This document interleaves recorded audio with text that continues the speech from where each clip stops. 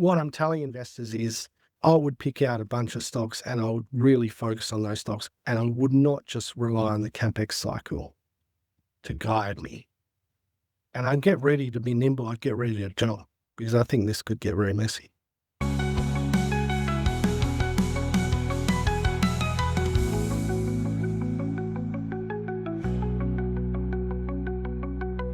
Welcome to another edition of Perspectives. My name is Rob Pizzichetta, founder of Mont Wealth, and today we have Gino Rossi, the founder of Vestigo Investments, back with us to talk all things markets. Welcome back, Gino.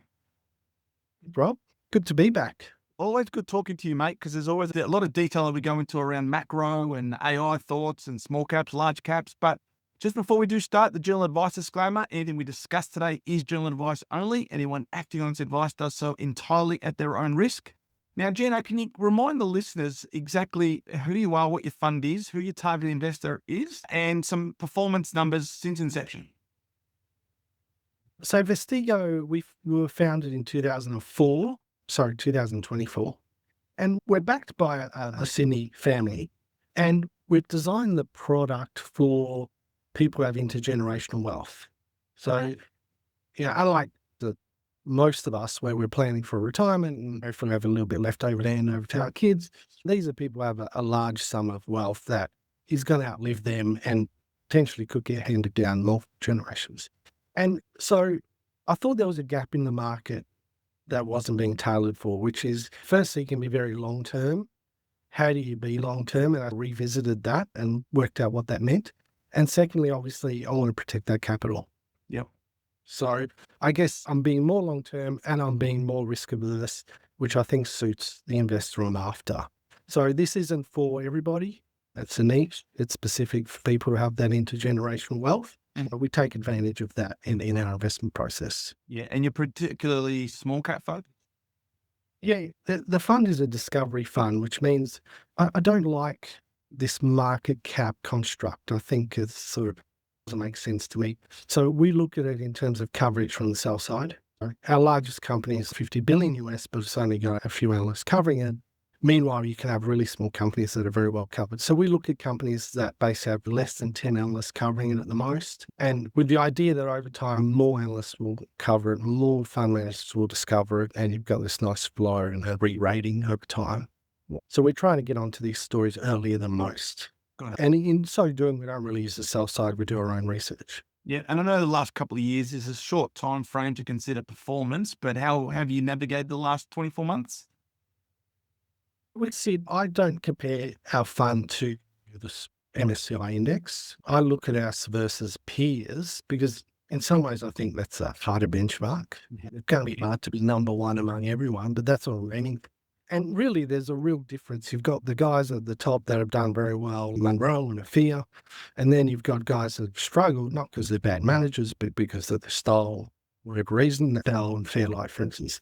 And we're sitting in the middle because unlike the guys at the bottom that are very much valuation focused or quality value, we do have some of that stuff that's done well, like semis. Then unlike the guys at the top, we're not fully thematic, we're not fully growth. We do have some turnaround stories. We do have some stocks that are value oriented as well. So because of our blend, we're sitting in between the two. Yeah. So positive territory. Well and truly. Positive territory. But it's a long game. We're playing a very long game. We're looking to protect capital and grow steadily. Got it. It's a marathon, not a sprint. That's what I think. Correct. Agreed. Now, I love chatting with you, Gino, because we can always go deep on the macro. Yeah. You're very deep when it comes to thought, long-term strategy, and I like that. Hence why we love catching up and chatting. Now, we do share some data every now and again, and you use a lot of systems that you've built internally to build macro strategy.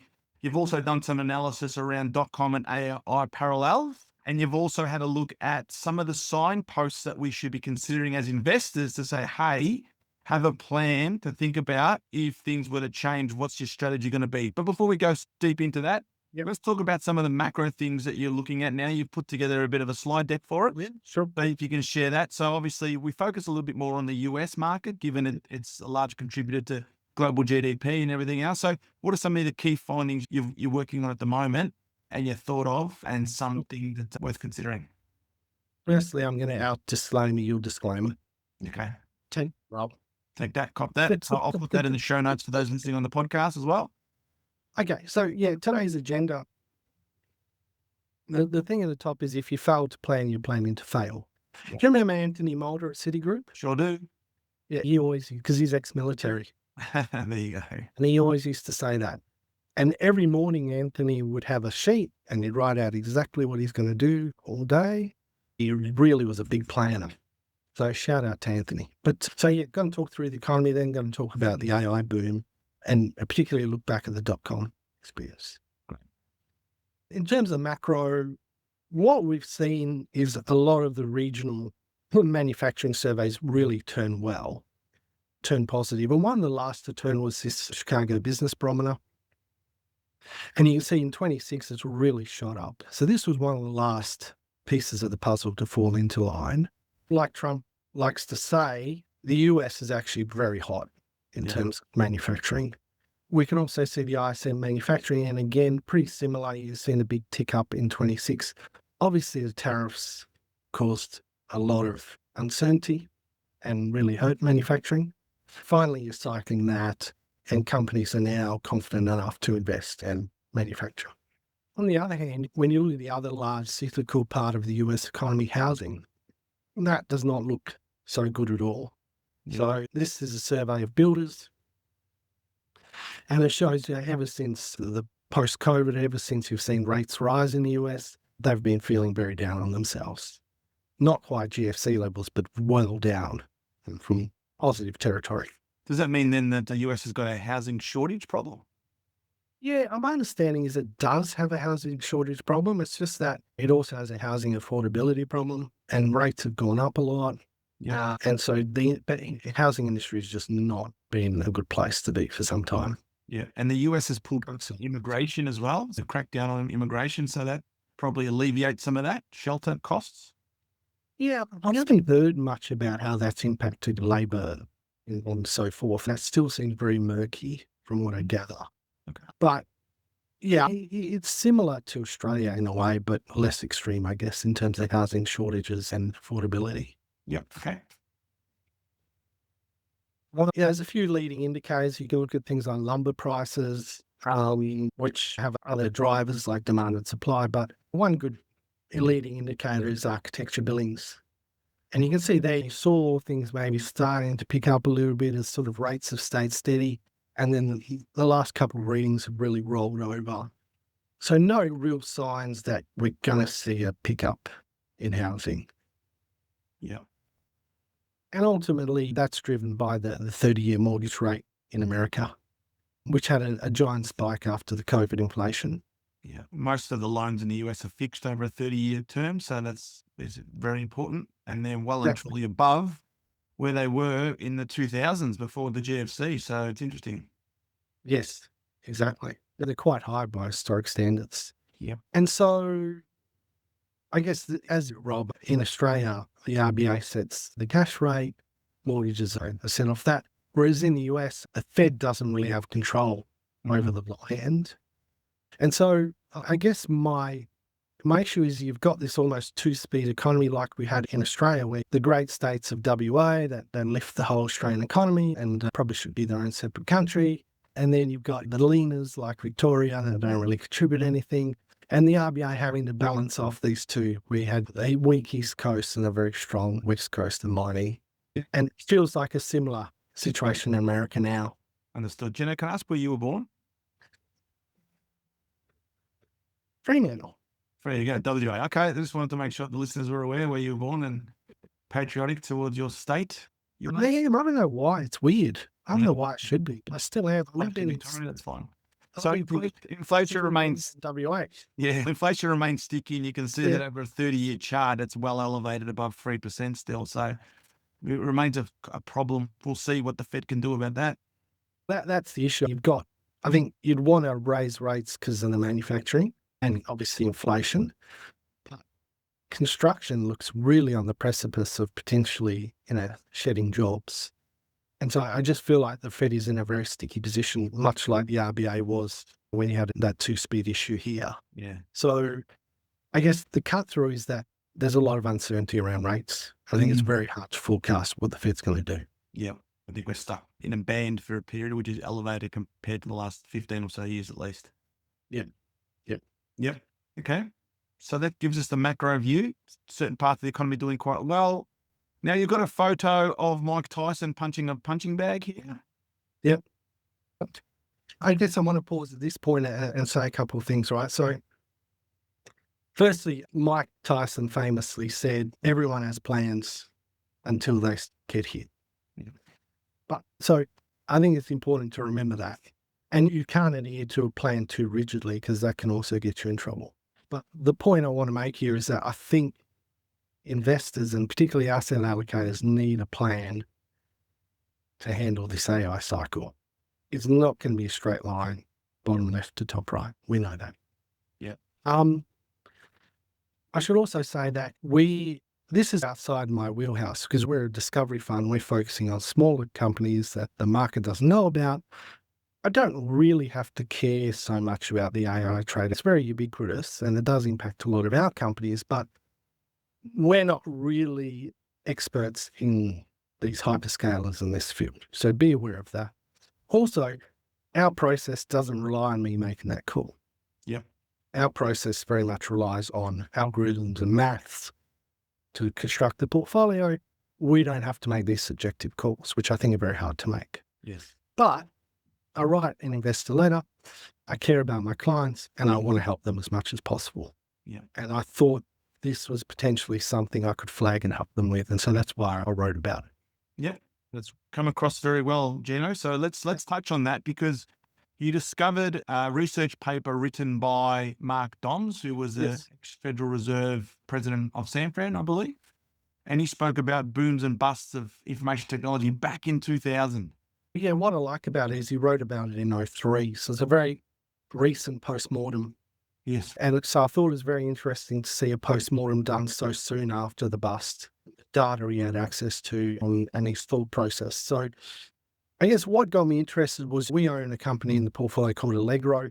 They make semis, but they're not really leveraged to AI. They're more, their main use is EVs actually. And if you look at the share price, so those bar lines are basically daily price moves. And you can see the daily price moves are like 10% almost every day. And that volatility, which is the light blue line, is just gone nuts. So hedge funds and quant funds have said, okay, this is an AI stock. Let's put in the AI bucket. And the price is going absolutely nuts. Right. So what worries me about that is that this is feeling quite crazy.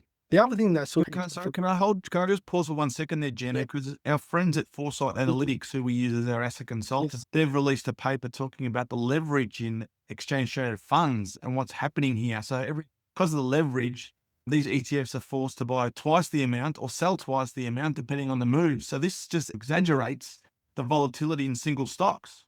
Exactly. Yeah, that's a really good point. And also we wrote about it last quarter, which is that hedge funds are very leveraged. Yes. Versus history. So there's a lot of leverage in the system, to your point. And we're seeing that the fundamental value of this business should not be changing 10% plus or minus every day.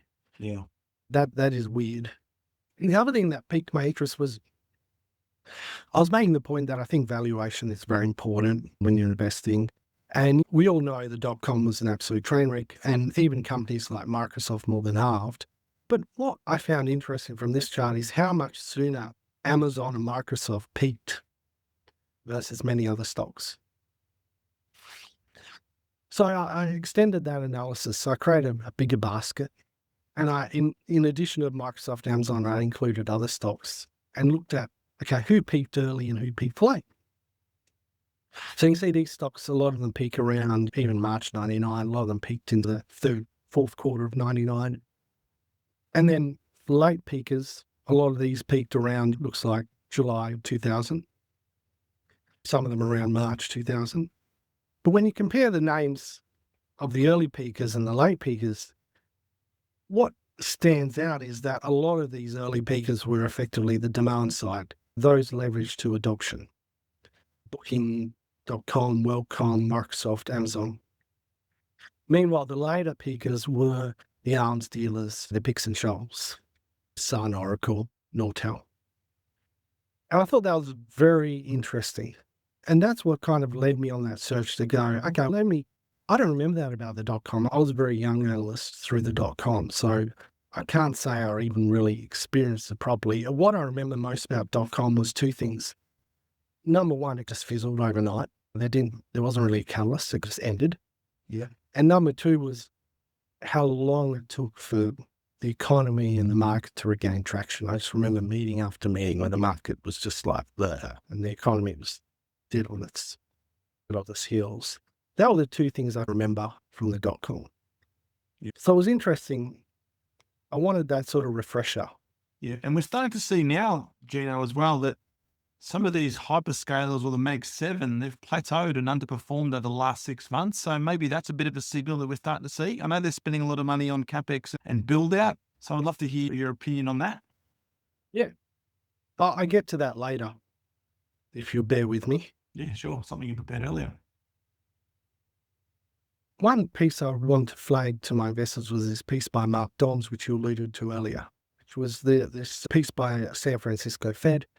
He raises a couple good points. The first point I hadn't really thought about is that looking at CapEx and then judging CapEx in real terms is actually really hard because the deflation in IT is just so dramatic, right? So a dollar spent in 2020 is different to a dollar spent in 2024.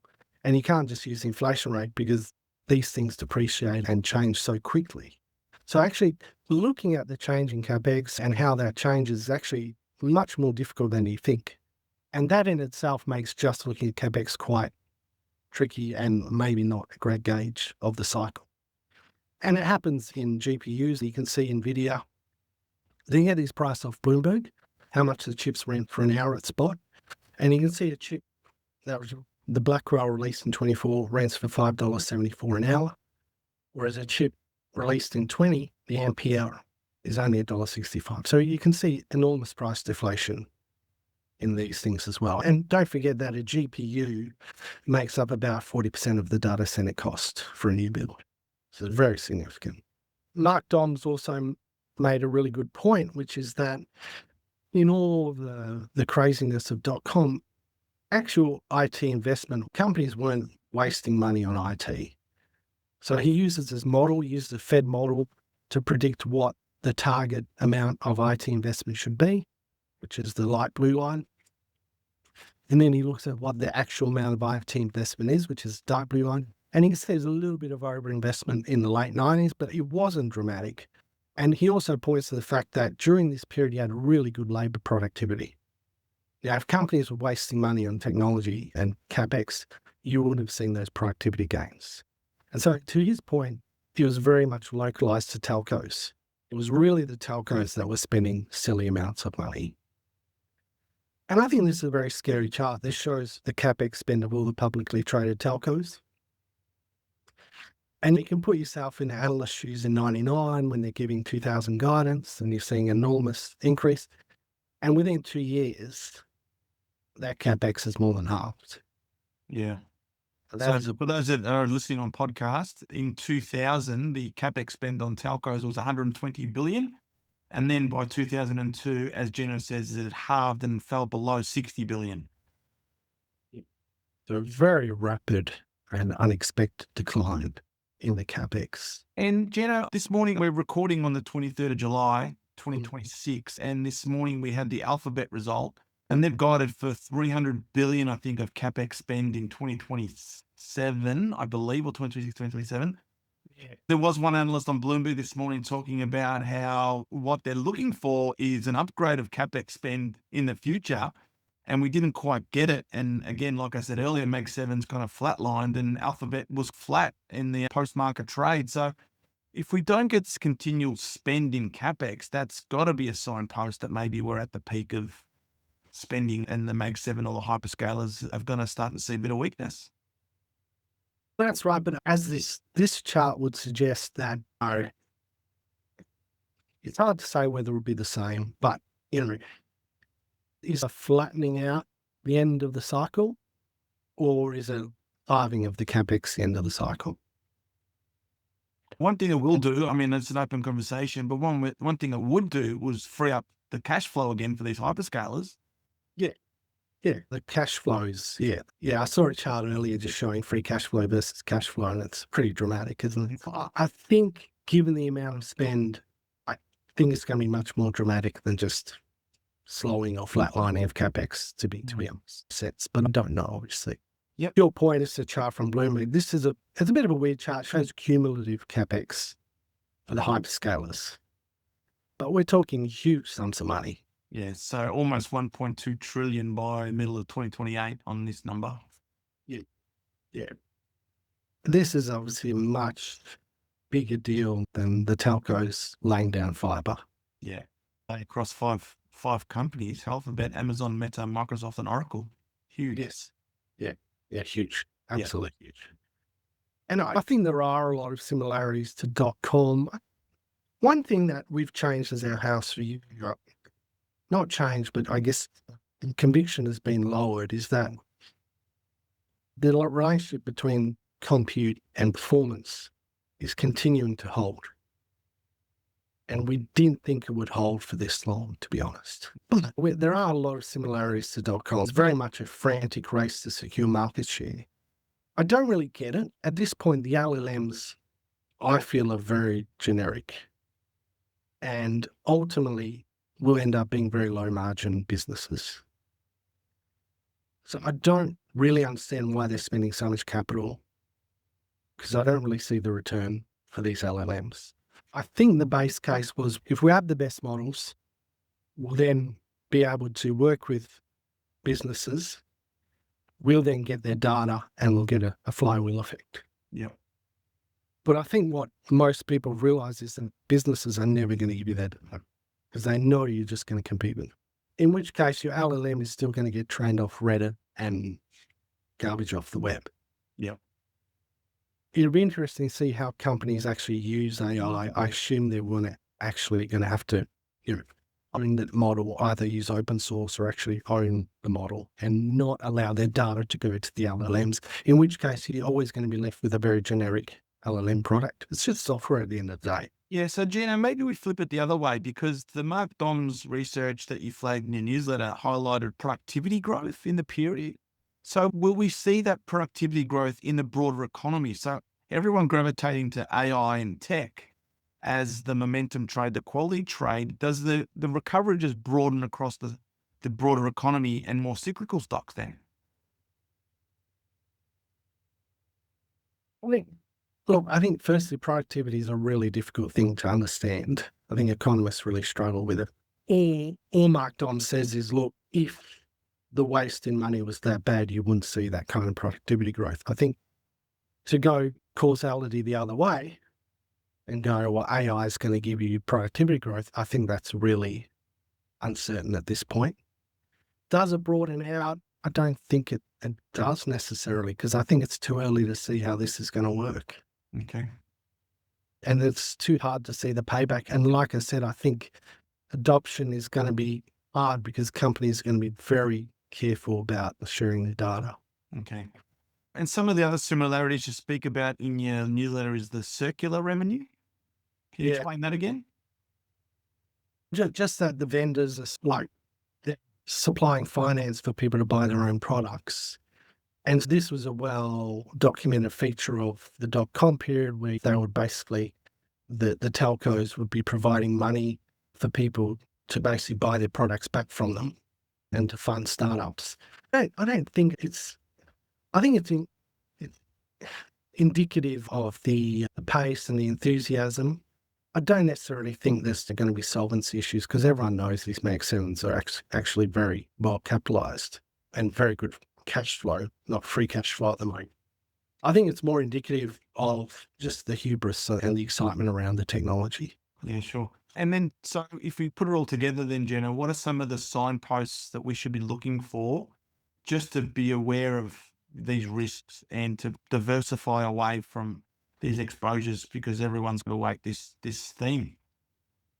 Yeah, I think my main, again, I'm out of my comfort zone here because, again, we're small cap investors, but what I'm trying to prompt my investors into doing is having a plan, having a very clear strategy about what they're looking for, and having signposts so that if they see those signposts, they can reduce their risk. I'm like Audi. I know my investors have put their money elsewhere as well. So look, I just told AI, ironically, I said, look, create me a basket of early peakers and create me a basket of late peakers. Now, the late peakers, which are the arms dealers, the picks and shovels, that's not hard to create. There are plenty of listed companies. I would argue the early peakers is quite hard because ultimately, if you look at Jensen Huang's 5 AI cake, can you see that? Yes. The top layer, the demand layer, which I think would peak first, is the applications. The problem is there's not many AI applications listed. You could argue Palantir, CRM, SAP. I don't know. They're not really AI application stocks, right? I think in the Dotcom period, we had a lot of companies that were listed where they were basically leveraging internet adoption. This time around, there's not that many listed companies that are leveraged to AI adoption, which I think would be the first things to turn. Yeah. But you can take a step back and go that layer of cake down, which would be more your Microsoft, your Meta. Yeah, you can include Salesforce and Adobe, although that's questionable. In which case, to your point, the Mag 7 really has peaked and flatlined. So this basket peaked. And if you draw an analogy to .com, it's basically saying late 25 is like late 99. And if you assume the semis and all the providers to the AI boom are peaking now, that would be mid-2000. So now is mid-2000. Do I have any conviction in that view? No. Am I going to bang the table and say this is very rigorous analysis and you should act on it? No. What I'm telling investors is I would pick out a bunch of stocks and I would really focus on those stocks, and I would not just rely on the CapEx cycle to guide me.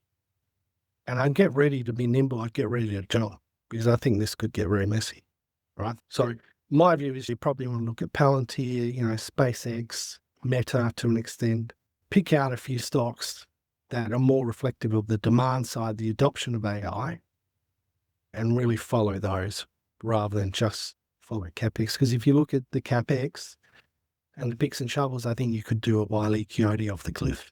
Yeah. Gino, I might wrap it up there because it's a great spot to end it. And I'm looking forward to our next conversation in the next 3 to 6 months, talking about some of these key indicators. Thanks. So Gino Rossi, thank you so much for your time. Thanks for having me. Thanks again. Pleasure. Thank you.